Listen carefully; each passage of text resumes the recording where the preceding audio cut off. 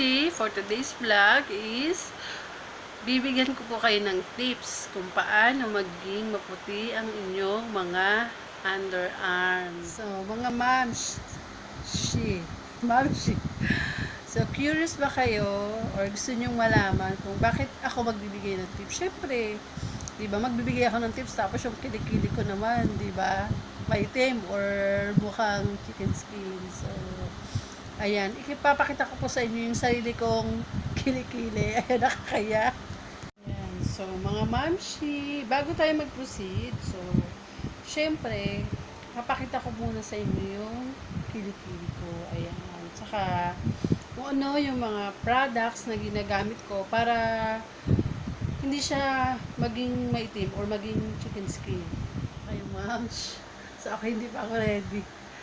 Ayan. So, pasintabi lang dyan. Ayan. So, para mapakita ko lang sa inyo yung fruit na medyo pinagpala po tayo sa, ayan, sa kilikili. So, ayan na.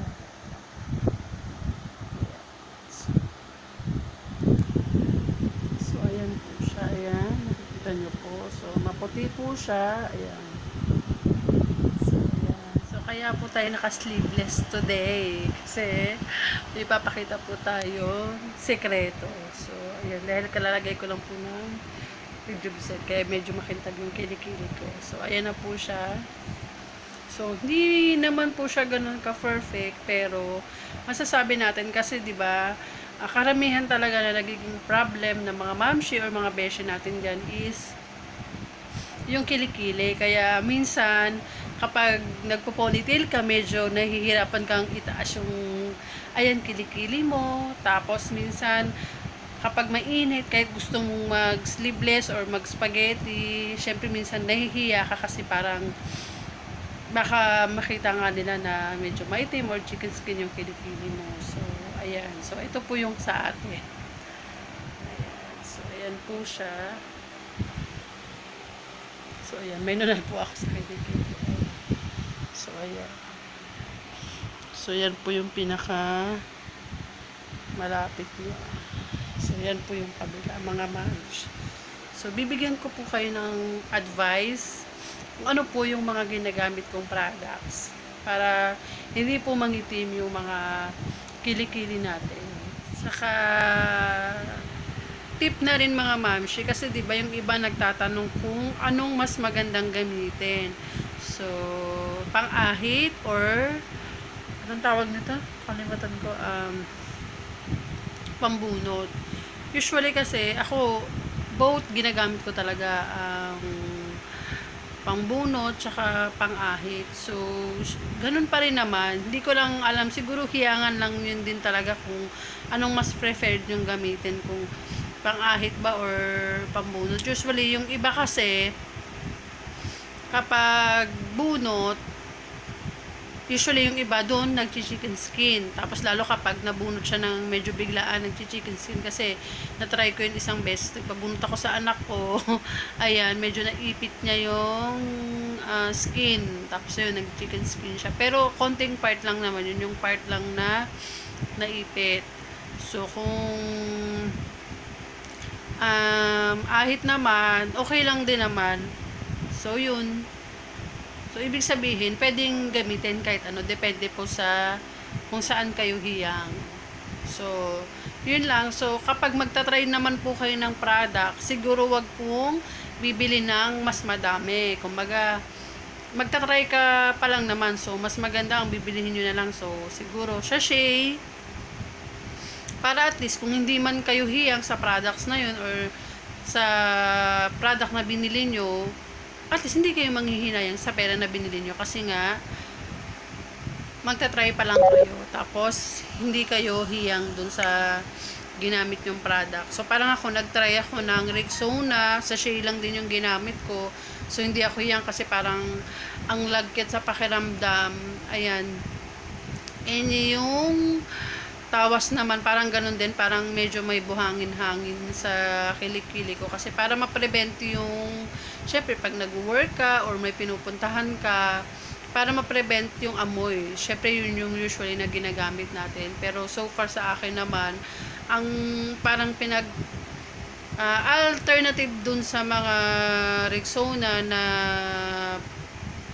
ang ginamit ko na lang is yung alcohol. At least, di ba, pang pawala naman siya ng mga dirt. Ayan. So, yun lang. So, mga moms, dahil nakita nyo na po yung kilikili ko. Ayan. Nakakahiyaman pero yun po yung sarili ko. At least, di ba, medyo hindi tayo nahihiya na mag-spaghetti, mag-sleeveless.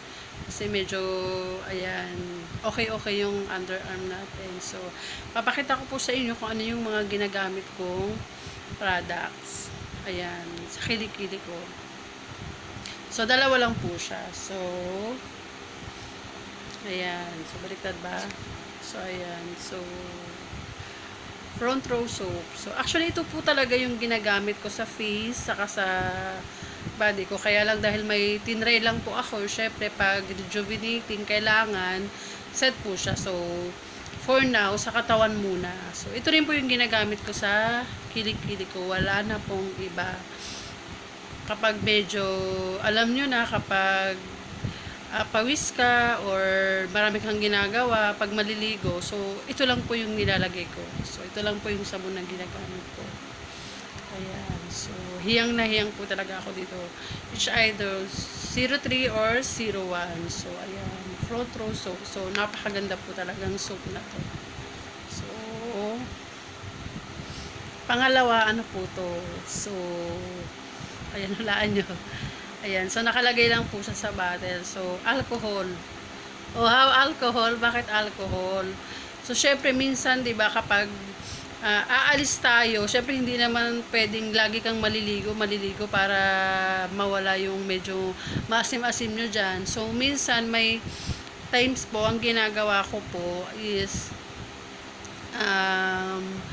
tawag nito, hilamusan. Mukha hilamusan talaga. So, babanlawan ko yung kilikili ko ng soap. So, sabon lang po. Tapos, after nyan, kuha ko ng bulak. Tapos, alcohol. Ayan. So, alcohol. So, ayan. Kung curious po kayo, as in, wala po talaga akong ginagamit sa kilikili. So, like, ng Tawas, or Rexona, or anything product na nilalagay si kasi nung nag-try po ako, Rexona na parang nasa shea, parang hindi ako sanay kasi parang medyo malagkit po siya sa kilikili. So, isang beses lang din po nag-try ako ng Tawas, parang hindi rin ako hiyang. Ever since po, wala po talaga akong ginagamit. So, ayun, sabon lang. Tapos minsan kapag medyo nangangasin, ayan, so alcohol lang. Pinupunasan ko lang siya ng alcohol. Kasi usually kapag mas marami tayong nilalagay na chemicals or Rexona, mga products sa kilikili natin, parang mas doon siya, alam mo yun, yung parang naano yung ano natin, yung skin natin. Pero sa akin lang po yun. Hindi ko po alam sa iba. So, yun po yung tips ko. At least, diba, tipid ka na. So, soap lang, tsaka spray na ano na alcohol. So, sa akin, yun lang mga mamshi. Ayan, thank you. So, don't forget to like and subscribe my channel. Thank you po sa panonood. So, ito po yung products na ginagamit ko. Ayan. So, dalawa lang po yan. 03 from front row. Ayan. And spray na alcohol. Ayan. So, yan lang po yung dalawa na yan.